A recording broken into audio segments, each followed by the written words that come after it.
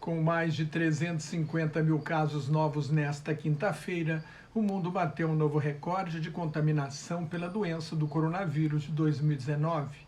A presidente da Comissão Europeia, o órgão executivo da União Europeia, Ursula von der Leyen, pediu uma ação imediata dos governos para evitar o colapso dos sistemas de saúde e a preparação para grandes campanhas de vacinação.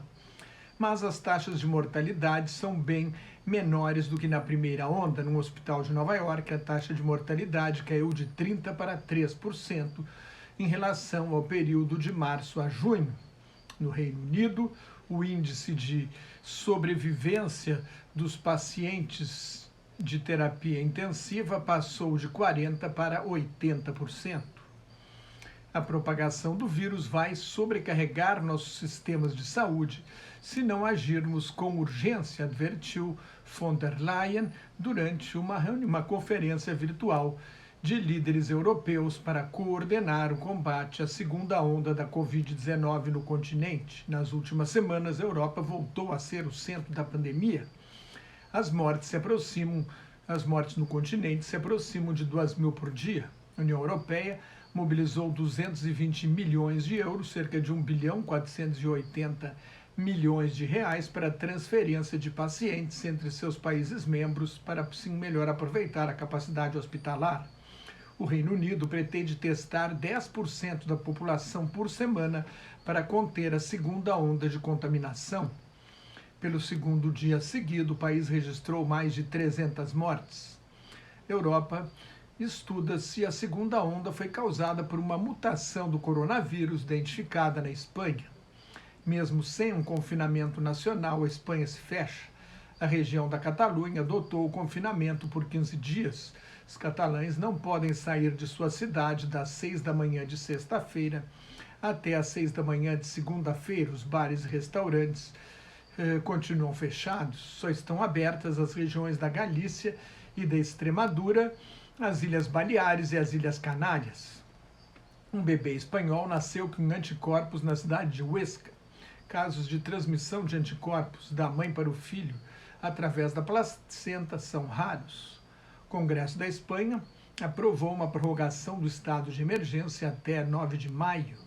A Polônia teve mais de 20 mil casos novos num dia e a Suíça notificou 9.386. E a Áustria, mais de 4.000. Na França, houve uma corrida às livrarias antes do início do reconfinamento nesta sexta-feira. Os Estados Unidos também bateram um novo recorde de casos novos, 91.290, com alta de 41% em 2 semanas, e atingiram a marca de 9 milhões de casos confirmados, com 228.647 mortes. A média diária de casos novos das últimas 2 semanas está em 75 mil e a de mortes em 780 nos Estados Unidos. O Centro de Controle e Prevenção de Doenças relatou que um adolescente que recebeu um resultado negativo de teste de Covid-19, um falso negativo, acabou contaminando pelo menos 116 pessoas num retiro espiritual religioso durante o verão no hemisfério norte. O jornal The New York Times revelou que hackers, piratas cibernéticos da Rússia, estão atacando, tinha uma lista de mais de 400 hospitais americanos para atacar e tentar extorquir dinheiro. No mundo inteiro, o total de casos diagnosticados da Covid-19 está perto de 45 milhões, com mais de 1.180.000 mortes. Quase 33 milhões de pacientes foram curados, 11 milhões estão em tratamento com sintomas leves e 82.300 estão em estado grave. A taxa de mortalidade dos casos encerrados está em 3%. O Brasil registrou 553 mortes e 26.647 casos novos de Covid-19 nesta quinta-feira. O total chegou a 159.033 mortes e mais de 4.900.000 casos confirmados. A média diária de mortes dos últimos 7 dias subiu um pouco para 439. Em Taiwan, não há casos de transmissão local há 200 dias. O Uruguai, que tem o melhor desempenho no combate à pandemia na América do Sul, detectou 63, e na América de modo geral, detectou 63 casos novos. O Uruguai tem agora 57 mortes numa população de 3,5 milhões de habitantes. A economia dos Estados Unidos cresceu 7,4% no terceiro trimestre, um recorde no pós-guerra, recuperando parte das perdas do segundo trimestre do ano. O faturamento do Facebook subiu 20% no terceiro trimestre, apesar do boicote. As vendas da Apple cresceram 21%, o Google e a Amazon também anunciaram resultados positivos e acima da expectativa. As ações da Alphabet, a dona do Google, subiram 9%, com o aumento do comércio eletrônico por causa da pandemia.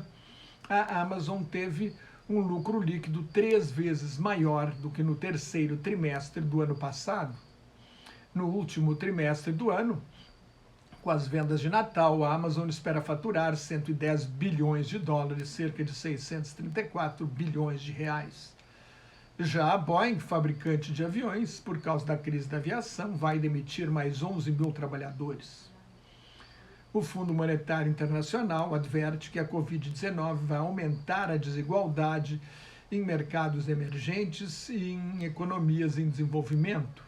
A desigualdade começa pelas diferentes condições de trabalhar em casa, como acesso a computadores e internet rápida. A pandemia provoca uma recessão global e os países em desenvolvimento têm menos condições de aumentar os gastos públicos para estimular a economia. Os países ricos já gastaram 12 trilhões de dólares ou prometeram gastar. Os ganhos obtidos depois da grande recessão de 2008 foram anulados pela crise atual nos países em desenvolvimento. O FMI prevê uma queda de 8% no orçamento dos sistemas previdenciários dos países em desenvolvimento e propõe programas de retreinamento profissional para facilitar a volta dos empregados ao mercado de trabalho, aumento no seguro-desemprego, no auxílio-doença e no auxílio às famílias, transferências de renda, auxílio alimentação e maior assistência de saúde para os mais pobres. No Brasil, houve um saldo de 370 mil empregos criados a mais do que fechados em setembro. Foi o melhor resultado para o mês em 3 décadas. O saldo de empregos com carteira assinada é positivo há 3 meses. Também isso faz parte da recuperação, com a declínio dos casos das mortes por Covid-19. Um novo relatório das Nações Unidas alerta que existem 850 mil vírus de animais que podem infectar o homem e causar novas pandemias se a natureza continuar sendo destruída. Mais notas e comentários sobre política internacional no meu blog Globalização em Crise, que está em nelsonfrancojobim.blogspot.com, no meu Twitter e no Facebook, onde também colaboro com o grupo Quarentena News.